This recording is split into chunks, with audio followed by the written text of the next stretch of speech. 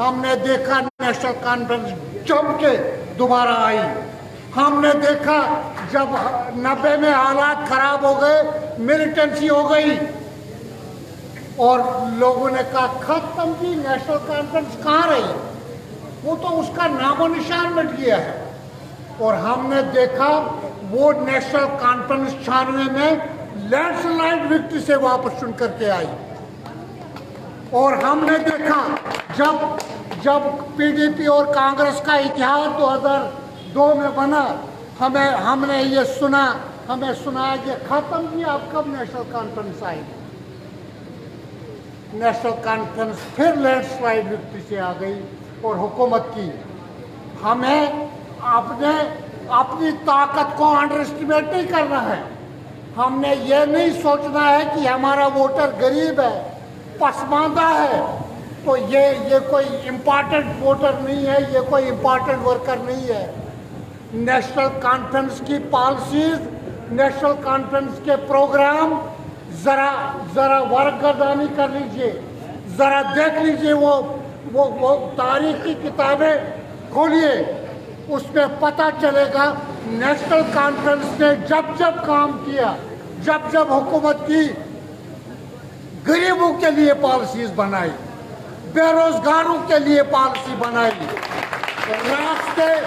रास्ते चलते चलते लोगों को रोजगार दिया। नेशनल कॉन्फ्रेंस, नेशनल कॉन्फ्रेंस, रास्ते चलते चलते लोगों को खुशहाली दी, रास्ते चलते चलते लोगों को सब्सिडीज दी। इन्हें कहिए, ये जो वक्त परस्त ताकते हैं, इन्हें कहिए तुम इंतजार करो, तुम्हारी कयामत आने वाली होगी। ये चंद दिनों में जब इलेक्शंस आएंगे, हिसाब किताब होगा। हम तैयार हैं बहस के लिए, हम तैयार हैं बहस करने के लिए। हम सुना देंगे कि तुमने कहाँ क्या किया है। यहाँ साथी लिस्टें पढ़ रहे थे, यहाँ साथी जो है बीजेपी सरकार की कमजोरियां कितनी गिनोगे, कितनी कमजोरियां गिनोगे। बीजेपी को लोगों ने इसलिए लाया था कि कांग्रेस से जो गलतियां हुई थी उसको सुधारने के लिए कि बीजेपी ठीक करेगी। बीजेपी उससे भी आगे गई। कांग्रेस ने मिलिटेंसी में भी मर्दमशुमारी की, मर्दमशुमारी जिसपे हमारा जो बुनियाद है, जिसपे हमारी तामीर और तरक्की होती है, जिसमें हमारा प्लानिंग होता है, जिसमें हमारा सारा सिस्टम चलता है देश का। ये लोग, कांग्रेस ने मिलिटेंसी में मर्दमशुमारी की, ये लोग अमन में भी मर्दमशुमारी नहीं कर सके। आज भी लोगों को इंतज़ार है कि कब, आज 20 साल हो गए, आज कितने 10 साल 12 साल हो गए, 13 साल हो गए मर्दमशुमारी का। मैं कहता हूँ कि एक लंबी फहरिस्त है, इसकी बहस होगी, कयामत हो जाएगी। वाइज नादा करता है तो एक कयामत की चर्चा। यहाँ रोज निगाहें मिलती है, यहाँ रोज कयामत होती है। यहाँ फिर हमारी निगाहें मिलेंगी। हम बहस के लिए तैयार हैं। लिहाजा एक बड़ा जो मैं गुजारिश करना चाहूँगा, हमारे साथियों को ग्राउंड पे मजबूती के साथ अपना स्ट्रक्चर कायम करना है। आप ग्राउंड पे जाकर के आपके छोटे छोटे कमिटीज बनानी है। आप बहस में इनको बहस में हराना है। ये बहस दुकान पे शुरू होगी, ये बहस रात में शुरू होगी, ये बहस 30 साल पर शुरू होगी। वहाँ पे इनको हरा दो, वहाँ इनको लाजवाब कर दो, तो कामयाबी हमारी है। लिहाजा नेशनल कॉन्फ्रेंस और लोगों का, जम्मू कश्मीर के लोगों का एक गहरा रिश्ता है। तारीख पढ़ो, तारीख की वर्कदानी करो। जब नेशनल कॉन्फ्रेंस को लोगों के सामने ठीक रहा, ये भी आपकी कर गई। और जब नेशनल कॉन्फ्रेंस को आवाम में रद्द करनी हुई तो सवाल और तूफान और दलदले आते। ज्यादा वक्त ज्यादा जो है हो गया है। हमने प्रोविंशियल प्रेसिडेंट को सुना है। मेरी प्रोविंशियल प्रेसिडेंट साहब से भी यही गुजारिश है कि एक सिलसिलावार तरीके से सर्च कमेटीज बने हर पंच के लिए, हर पंच के लिए, हर कहीं भी गलतफहमी में रहना।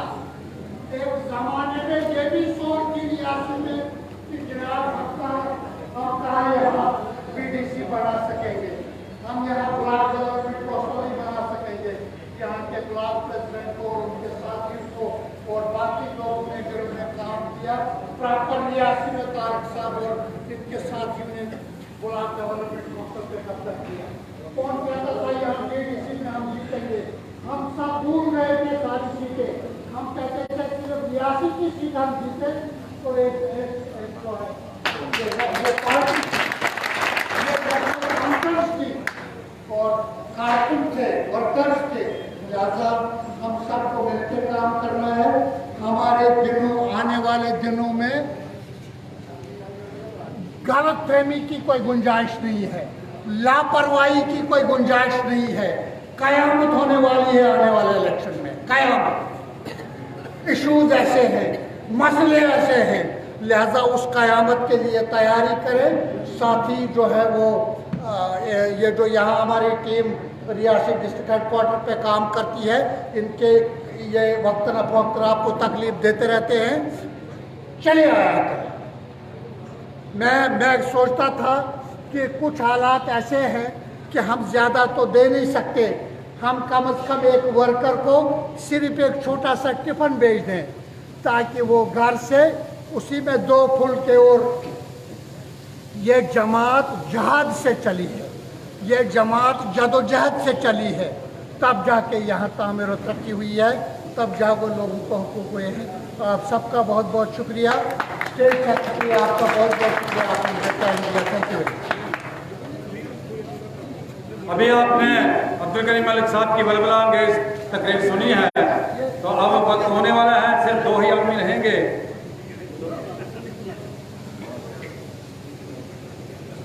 तो अब जनाब रतनलाल गुप्ता जी जो हमारे सूबाई सदर हैं, मैं उनको दावत देने जा रहा हूं। इससे पहले सूबाई सदर के नॉलेज में एक बात लाना चाहता हूं। जनाब, हमने काम किया पार्टी के लिए, करवानी है पार्टी के लिए, सब लोग, हमने वो लोग भी देखे जो सिर्फ तकरीर करने आते हैं और तकरीर करके चले जाते हैं, और वो लोग भी हैं जो हर साहब के पास जाते हैं, आपके पास आते हैं, और यहाँ जब प्रोग्राम होता है तो लोगों को मना करते हैं कि कोई प्रोग्राम वहाँ पर नहीं है, और वहाँ लोगों को मना करने की कोशिश करते हैं। उन लोगों से होशियार रहने की जरूरत है।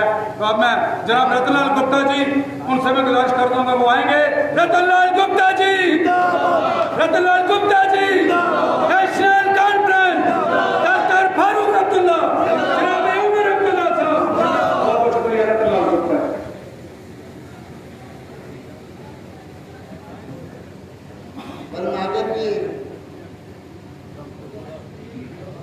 जनाब गनी मलिक जी जो हमारे जोन के प्रेसिडेंट हैं और फार्मर मिनिस्टर रहे हैं, जनाब शेख बशीर साहब जो सूबा जम्मू के सेक्रेटरी हैं, जनाब प्रदीप बाली जी, जनाब विजय लोचन जी,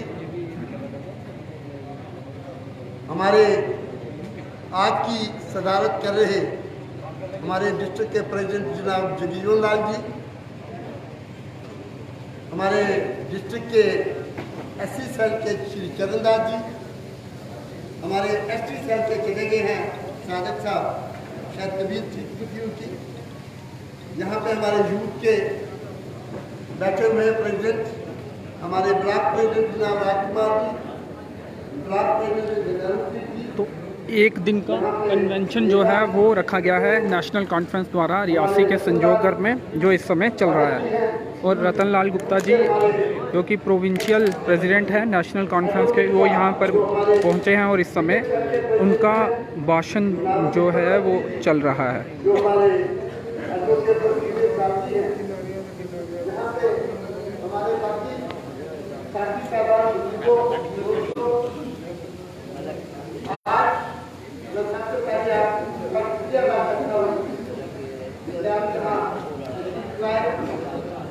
और डॉक्टर तारक साहब जो हमारे यहाँ सेक्रेटरी हैं डिस्ट्रिक्ट के, उनके कहने पे, और प्रधान जो हमारे यहाँ की डिस्ट्रिक्ट कमेटी है, उनके कहने पे यहाँ आज हम आए हैं और आपका आशीर्वाद लेना चाहते हैं।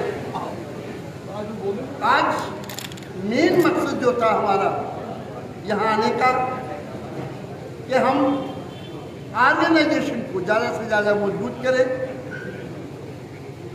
जहाँ हमारी कमेटियाँ बनी हैं उसको ज़्यादा से ज़्यादा मजबूती लाए।